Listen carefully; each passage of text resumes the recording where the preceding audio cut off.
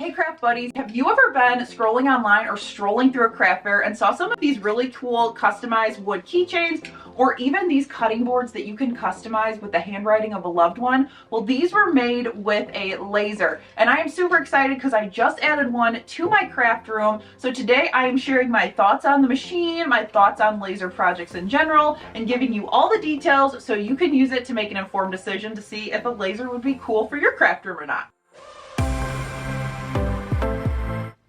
And Whit. My name is Whitney, and on this channel I love to share all things DIY and budget home decor. So when xTool reached out and asked if I wanted to review their M1 machine, I jumped at the chance because I have gotten a lot of questions from you guys, both folks with and without lasers, on if I'm going to do content around it, what would I recommend, and until now I've had no frame of reference because I have never worked with a laser. So this is truly a beginner run through because I have never worked with anything like this before.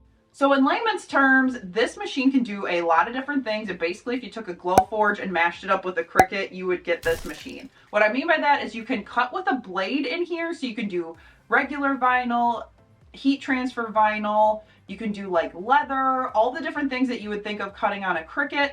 And then you can also use the laser functionality to cut and like score and engrave things. And so it is a lot inside of this small machine. So first, let me cover some specifics of this machine, and then we'll hop into the projects I created, because you guys, I had a blast. This xTool M1 is the world's first hybrid laser and blade cutting machine, so those two functionalities in one. From my experience, I can say it is novice friendly and overall pretty simple to use.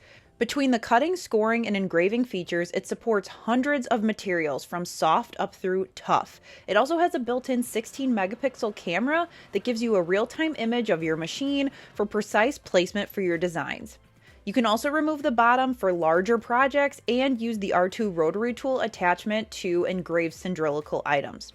You can connect it to your computer via USB or Wi-Fi, but if you have a newer Mac like me, you'll also need an adapter to go from the USB plug to USB-C. The box was a decent size, enough so that I had my husband carry it up to my second floor craft room for me, but after that I could totally take it from there.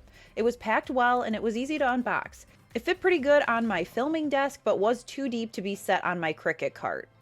Inside the box was the machine, a user manual, sample materials, extra blades, the cords, the exhaust hose, triangular prisms for laser cutting, and then also a light and fabric grip cutting mat, which are similar to the ones you'll see with other vinyl cutters. I just followed along the instructions in the little booklet to set it up. It took like 10 minutes, super easy.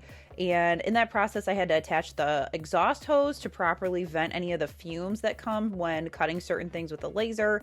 And this should go out a window or a door. I put mine next to the window in my craft room so it could go right out, but I also opened the other window all the way when I was using the laser. And if you're further from a window in your craft space, you can purchase a longer hose, or you can opt to also run an air purifier while you're working. I then installed the blade, which was quick thanks to their magnetic system, and I plugged in the power and USB cords. This is what the machine sounds like when it is running, and I would say the noise is comparable to a Cricut. The top level here has blue light protection, so if you're watching it, you're not going to have like any of those lights. You don't want to stare right into the laser light either, just common safety things. And the other thing is too, xTool recommends you stay with the machine. So I'm just up in my craft room. I can bop back and forth from my computer and get other things done while it is cutting, engraving, doing all the things. And they also recommended that you clean between projects, so I did that with water wipes and a paper towel. Thanks to my friend Melanie at Simple Made Pretty for that tip, and I will link her M1 video that I watched before my machine arrived if you would like to see another crafter use it. So when I opened the box, I was chomping at the bit to try something with wood. You would think you'd start with vinyl and work your way up, but I just really wanted to make these so bad. So I made a Whiskey Craft Buddy one as well as this Mama keychain, and honestly, like, these were super easy to do. This xTool machine runs on their free program called Creative Space, and honestly, it's like a pared down version of Design Space in my personal opinion. It is very plain, so you're not going to probably do a ton of designing in there, but for me, it's no big deal because I am a Canva lover. I do all my stuff in Canva already, so it was easy to just export in, put everything in there, like my Craft Buddy logo, or you can just simply type out text. I typed this in the actual program to create the cut and score. On the right hand side, you can change from engrave to score to cut, and you can also tell it if it's a blade cut. You can set the different materials, so it's very reminiscent of a Cricut Design Space if you are familiar. So all I did was drag and drop my Craft Buddy logo into the canvas. I went up to the top and added an outline. That is going to be where I cut around the logo. So we're going to tell the machine that we want it to score the Whiskey Craft Buddies. We want it to cut the outline. And then I also just used their simple shape tool to add one circle to the corner. And then I united it with the little tool up above. It's similar to Cricut Design Space. And then I also added just a little circle that I sliced out so I could hook it to a keychain. Once I got the design I wanted, I headed over to the machine. I put all of the triangle prisms down on the bottom because you'll need those for woodcuts. Once I shut the lid, that camera captured right where the wood was. So then I was able to take my Whiskey Craft Buddy design, size it, and line it up exactly where I wanted it on the wood. And then on the side, to get it ready to cut, it's super easy. I said it was flat. I picked the 3mm basswood plywood, and then you can click auto measure, and so the machine will figure out how thick it is. And then I also had to tell it, yes, it's on a raised height for those triangular prisms. It's very nice and easy and guided through the process. I didn't have to read a lot of manuals or watch a lot of tutorials. And then I was able to go down to the bottom, hit process. It'll set everything up for you. It'll tell you about how long it's going to go, and I clicked start. Then you walk over to your machine, hit the start button, and it's going to go to work. You can just let it go, do something else. So I'm not a laser expert, but I did do a decent chunk of research before I said yes to getting this machine. This xTool has a diode laser, which is more economical than a CO2 laser, which is what you're going to find in some larger machines like Glowforges. So overall, these diode lasers have a longer lifespan and they're more durable. They're really good for DIY hobby crafters like us because you may want to sell some items, make some things for yourself, but you aren't cranking out commercial level amounts of projects. One thing to keep in mind though is that the diode laser, while it is cheaper than the CO2 laser, it's also slower. So that's something to consider if you're trying to buy this and start a huge business and then scale from there. But it would be a great starter machine. So the biggest question you want to ask yourself when you are thinking about getting a laser is, what are the end products I want to produce? And then you can look at the listings of what each machine cuts and won't cut. For example, this one, I was so excited because it does great work with wood, which you'll see in the projects. But one thing it doesn't cut is clear acrylic. Now that would be really cool for me to cut, but I don't think I'll use it as much. So it's not that much of a deal breaker. But if that's something you really want to cut, then you want to keep that in mind when it comes to purchasing those machines.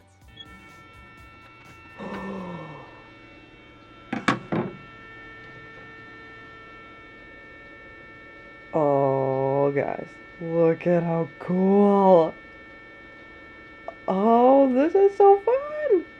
Then once both of them were cut out, it was as easy as just adding a little bit of hardware I had in my jewelry making stash to make them keychains, and they were good to go. It was so easy, you guys, with this first project. It blew my mind how easy it was to make these. I'm also really excited to announce that I'm doing a giveaway with this video. I thought these turned out so cute, and I don't really have any Craft Buddy merch, so I thought this would be a really fun limited edition giveaway. So I'm gonna pick 6 people who are subscribed to my channel and also comment down below how long they have been a Craft Buddy, whether it's literally a minute because you just hit subscribe or you've been with me for years. Let me know that in your comment as you're watching this video, and I will pick 6 people to win one of these. I'll ship it out to you. I also wanted to see how easy it was to cut out a shape, so I ended up doing a C for a monogram. This was so easy to do. You honestly, with the camera feature in here to line up your stuff, it makes it so easy. You just type it, size it, fit it on your piece of wood, push the button, and just let it go. So these wood projects honestly were incredibly easy, even easier than I thought. So for the wood piece, I would definitely give it a huge thumbs up, and I will be making a ton of these in the future. So once those went well, I wanted to put my grandma's recipe on a cutting board, and I had originally made this SVG file a couple years ago when I used it with my Cricut, so I just repurposed it. So if you're interested in changing a like written out recipe into an SVG file. I will link that video for you. But this process was super easy as well, like drag and drop easy, and this turned out so good. Let me show you. I first figured out some elements that I wanted to go with my grandma's recipe, and I wanted to help fill it out because it was more of like a horizontal card instead of a square. So I just added those little leaf images as well as the baking images down below from Canva, and then I drug in the SVG of her handwriting and just added it right to the cutting board. It was also nice because I could edit each individual file and crop it down if the box was hanging off of the cutting board, because it was alerting me it couldn't cut outside of the cutting board. It took a decent chunk of time, and also I forgot to do the auto measure, so the first time there's growing pains for everyone, but once I remembered to do that, I was off and running.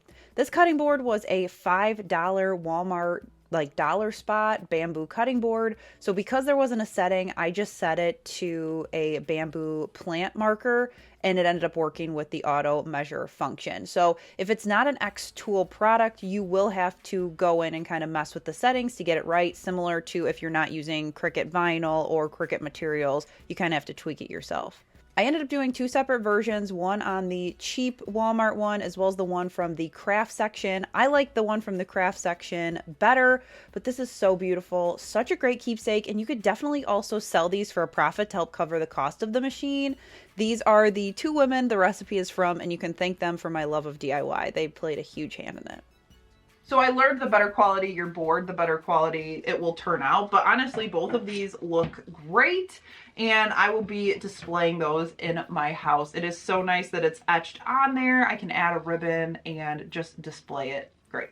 When it comes to size, this is great for a craft room. Now, it's not like a teeny tiny Cricut Joy size thing, but it's also just about the width of my Cricut Maker, so not super huge. It is a little bit deeper and a little bit taller. You're also going to want a little bit of space, probably about 18 inches or so, to open the top and be able to shut it, so you don't like want to slide it under somewhere with a shelf up here because it's going to hit it every time you open it. But other than that, honestly, I think the size is great, and this is kind of a like hobbyist size of machine, which is great. But also you can do some one-off things or a couple small runs or little keychain things easy enough in your craft room on your own machine.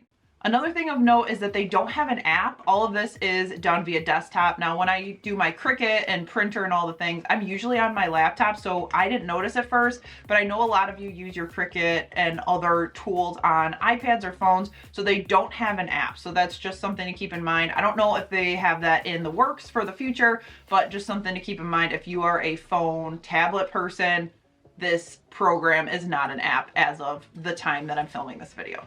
So after my kid in a candy store moment wore off with doing all the wood stuff, because that is really what I've wanted to do for years with some sort of tool, so I had to try that first. Then I jumped over to the vinyl version.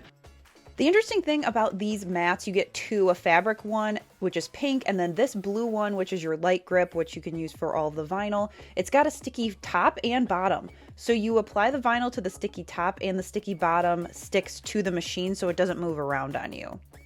I was able to import these flower designs just from Canva, and I really like designing right on top of the material that you're going to cut. It has the same functionality to resize items like you can in Design Space, and I decided to do 4 different sizes from about 2.5 inches all the way up to about 6 inches so I could see how it would cut.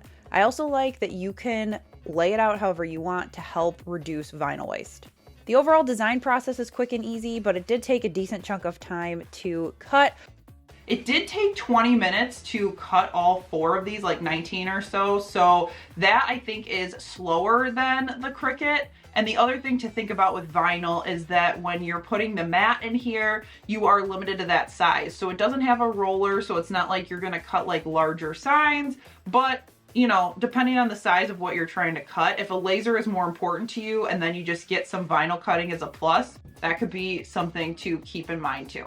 I also use their feature for heat transfer vinyl, so I could add a monogram to this cute little cord case. And honestly, it was as simple as typing it out, picking the font that I wanted, and then I cut one out in purple, one out in pink. Now I did have a kind of airhead moment and I forgot to reverse it because there is not a mirror option or a like matte loading page like I'm used to with Cricut, but that's no problem. I just went back, I hit the reflect, and then once I selected the, heat transfer vinyl, then it cut just fine. I do wish that they had a reminder like Cricut does where it's like you're cutting, iron on, make sure to flip it, but that's okay. That's on me. So once I remembered to do that, it was easy enough to cut and press on here pretty quickly. So overall with the vinyl tools, I think it is really cool that it's an additional feature to this. I would not say like if you're between, like for vinyl stuff specifically, if you're between a Cricut and this machine, I don't think you need to upgrade and spend this amount. However, if you want the laser, that is where you are going to get the most bang for your buck out of this machine. So I think that the fact that it can do blade cutting is definitely a plus, but that's not the main leg that this machine stands on. And then finally, I wanted to test out some of the etching features on the machine. So I used this little card case that came with the premium materials pack. And that thing is nice if you want to add it on if you're thinking about getting an xTool, because it gives you a lot of different materials to test out. And you get just like onesies, twosies of things. So you don't have to buy a whole pack of blanks to test something out. And then if you like it, you can go from there. It's also nice to kind of play around and not worry that you're going to ruin a bunch of stuff. So I did like that feature when I was testing it. To this, I just added a fun saying for my business cards. The worst enemy to creativity is self-doubt. Sylvia Plath, just a nice little reminder to believe in yourself. But you can pop your cards in here, and this was easily just a really quick project. I just used a little bit of masking tape to help me with the camera. I did that on some of my other projects too, so I knew exactly where it was going to cut or score or do whatever. But once the masking tape was on there, it helped me line everything up, and then I let it go to town. The last thing I did to get rid of any residue was just take one of these Honest wipes, and I'm just using the Honest wipes because that's what we use for Finn. I wiped it off, dried it with a paper towel, and this thing is good to go. So this was a fun little project to try out of that premium material pack, and it etched beautifully. It's also not rough here on the top, so it etched into the metal without it being like engraved, which is so nice. It's not scratchy or anything, it's just permanently on there. So then the last thing I wanted to try was this additional add-on that you can purchase to use with your xTool, which is their rotary machine. I really wanted to engrave this cup that I just had in my stash, and I wanted to share this with you because I know so many of you guys ask, like, do you have fails? I absolutely do, and you guys don't want to sit and like watch me do a bunch of fails. Like, you come here for projects you can actually execute and finish. But I did want to share this because, like with any machine, this xTool is not exempt from that. When you're using a new technology or trying something new, you're gonna have moments where you're gonna need to test things out. You're gonna need to try them. And so with this machine, there's gonna be a lot more tinkering that I need to do because I've only had it for a couple weeks. But I set everything up, followed the instructions, and the whole like lasering on a not flat surface was a little bit outside of my skill set, which is totally fine. I don't think it was a machine error. I think it was a Whitney error, but I did want to share that as a, little tip here at the end that I've seen people do it online and it works great. So I just need to figure out how to do it myself. But when you're trying something new, it is inevitable that, you have stuff that doesn't go the way you want it to. And so I am looking forward to hopefully creating a new video in the future and that there's actually something etched decently on the mug instead of my failed attempt here.